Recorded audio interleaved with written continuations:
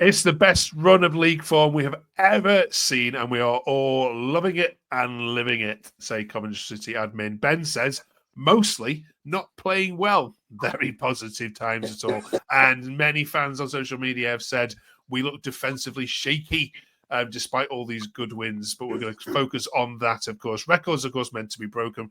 Just what is impressing us the most. We're also talking about wages, as we've had some indication of just how little Coventry City are paying out this year. Do we believe that? We'll get our panel's view on that and also look at the top earners as well. And we're talking about who we'd love to see come up from League One. However, we might not care anymore about who's coming up from League One because we might not even be here. And I've got to tell you, Sunderland fans are absolutely kicking themselves that it's going to be Coventry in the in this semi-final. Of course, we'll get a preview of that game, of course, this weekend, won't we?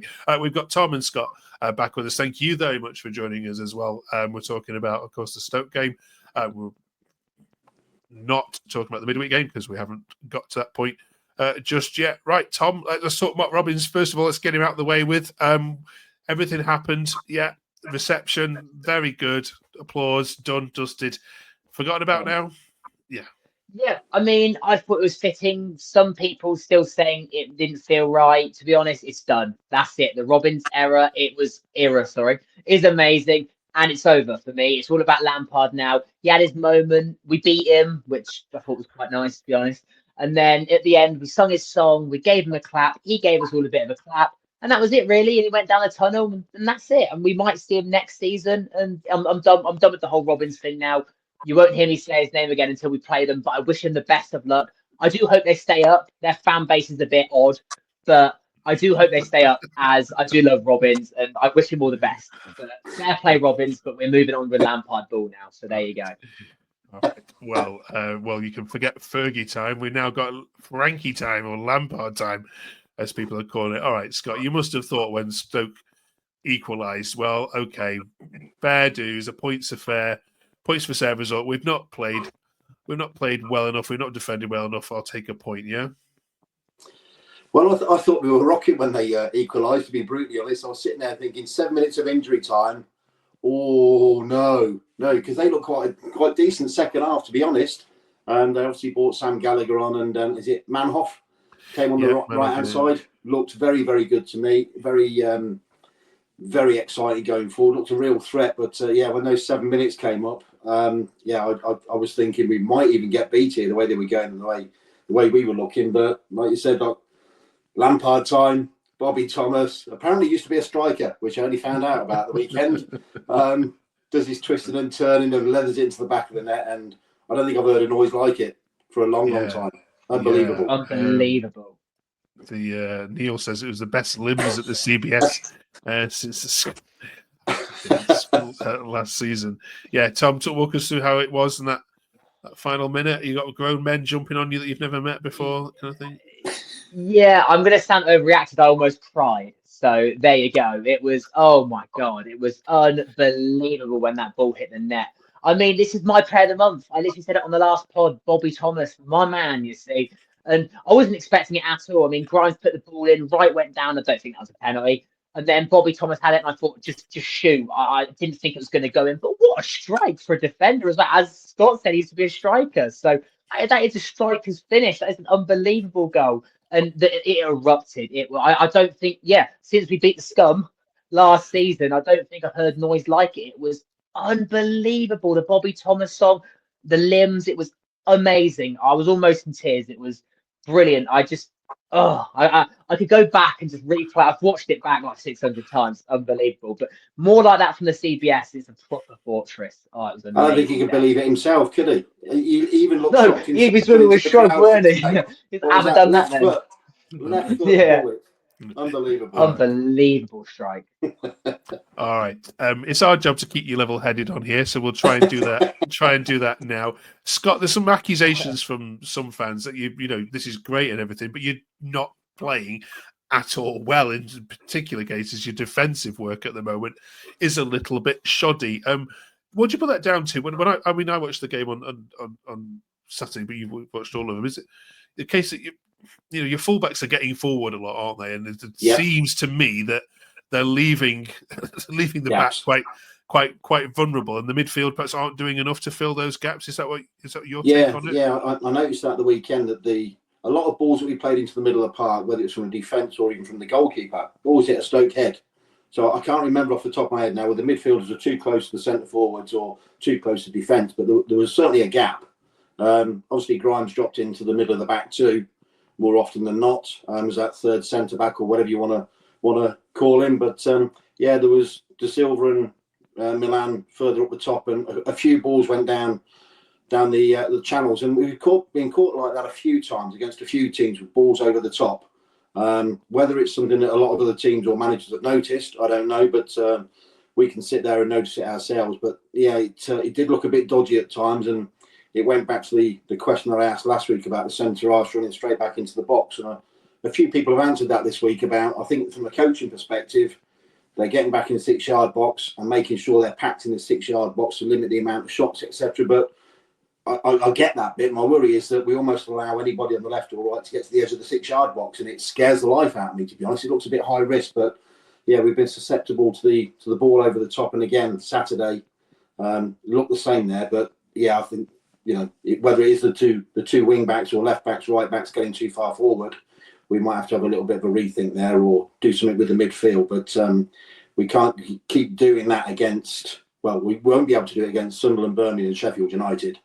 In my opinion, we've probably, to be honest, got away with it in the last few games. And like you said about Lampard time, we are not playing great, but we're playing till the end of the game, and teams are going to have to think about us now that, until this whistle goes, this game's not over. Yeah, it's good to see. We just weren't closing down enough, were we? I think that was the problem we were facing early doors. What was that, Tom? Sorry? We weren't closing down enough, were we, early doors? No, and the thing is, I think Robbins knows our weaknesses, and he was playing to them. He knows his inside out, and he was really targeting De Silva. De Silva's a very big target for any team because he's so small. But I thought he improved. So I say solid 7 out of 10 for De Silva. He got better as the game went on. So fair play to him. He did all right. I think he got some stick for the free kick that led to the equaliser, but from a couple of guys I saw that sat there opposite where it happened, I think Gallagher did his usual trick, got hold of somebody. I saw that. Yeah, turned him, and then it looks like the defender's got hold of him, and he goes down, free kick. Yeah, and he was offside for the goal. I think just a little bit.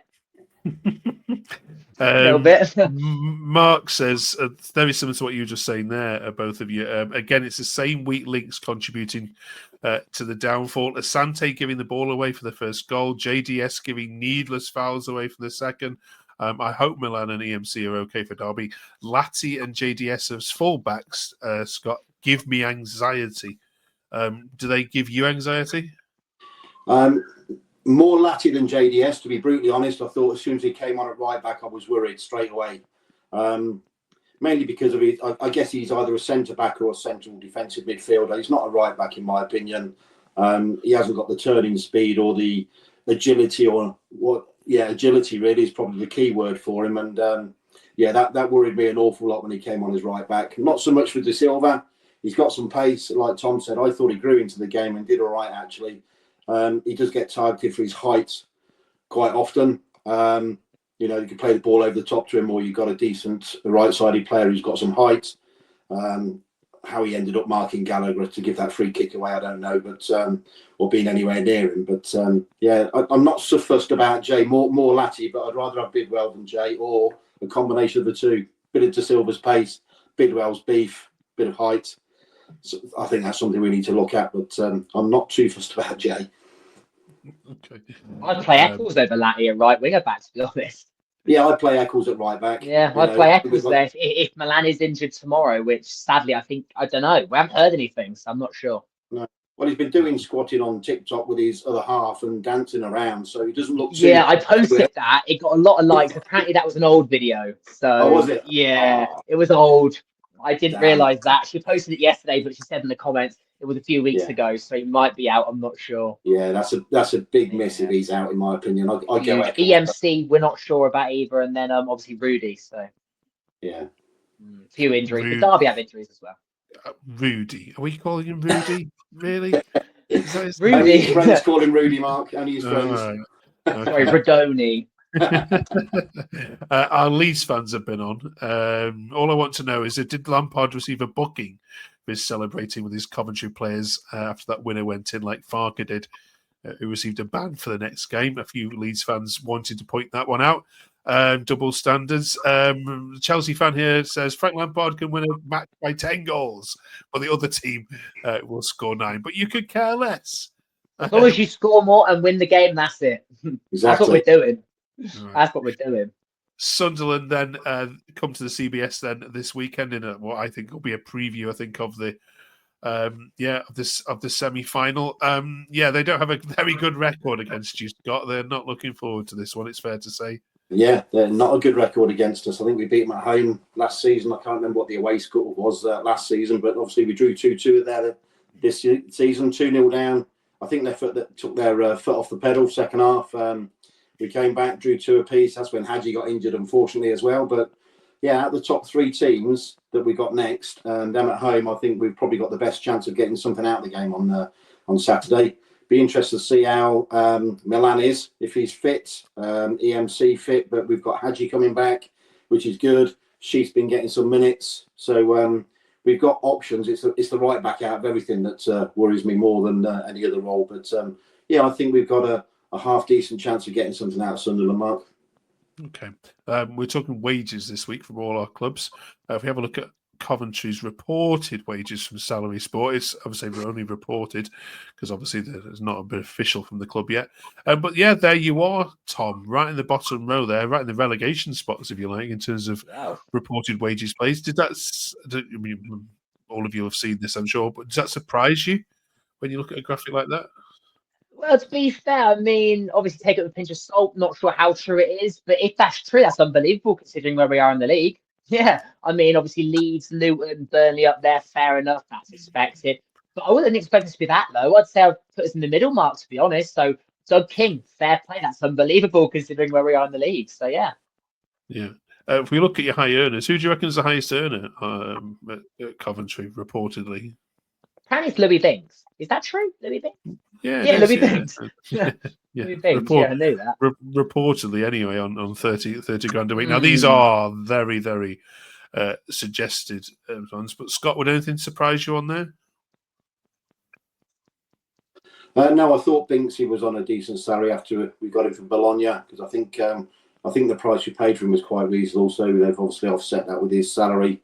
When I looked at this, I wrote down Sims, Grimes, Hadji, and Thomas Asante as the big earners. But no, I guess the one that might stand out really is probably De Silva being on 10 grand a week. Really, nothing surprised me because I think I've seen them before. But like you said, the accuracy, I don't know how true it is. But yeah, I'm sure a lot of people would pick Jay out of that on 10 grand a week. To be brutally honest, yeah, I'm surprised Sheaf isn't up there. I think he's on about 7.5 from what I've read, ish. Probably off the same website, but I would have thought Sheaf would have been on a few more quid, to be honest, and up there with some of the high earners. But yeah, it looks half of what I expect, to be honest. Finally, finally this week we are talking about the League One club that we'd love to see come up from the division below. Now, we might not be here to play them, but first of all, is there any on there that you wouldn't want to see for any reason? Either of you? Wrexham. Okay. I can't stand Wrexham. I mean, that FA Cup game a few seasons ago was embarrassing, but not even just that. They call it a fairy tale story, and to be honest, it's not. It's just like massive Hollywood owners. So yeah, Wrexham don't want them to come up. They probably will. Birmingham's a weird one because I don't mind them coming up because I like playing them. I like being in the same league. There's a bit of a rivalry there. Birmingham always a great away day for me. So, but for me, the one I want to come up next is Charlton. I know, weird. But great ground, been there once, amazing ground for League One. And also for me, Matty Godden, one of my favourite Cov players, adored him. I thought he was brilliant. So I hope he does well. He's doing really well there so far. So I'd love him to score like playoff final penalty at Wembley to bring Charlton up. That'd be beautiful to see. Scott? We seem to have lost Scott for now. He's gone. There we are. Right, okay, we'll take Tom's word for it. Right, thank you very much for joining us. We'll hopefully get Scott back soon. And have a good week, everyone. Enjoy the game against Sunderland. Thank you for watching. Do drop us a subscribe if you're only just finding the channel. 20 minutes of reviewing all Coventry social media tweets every single week.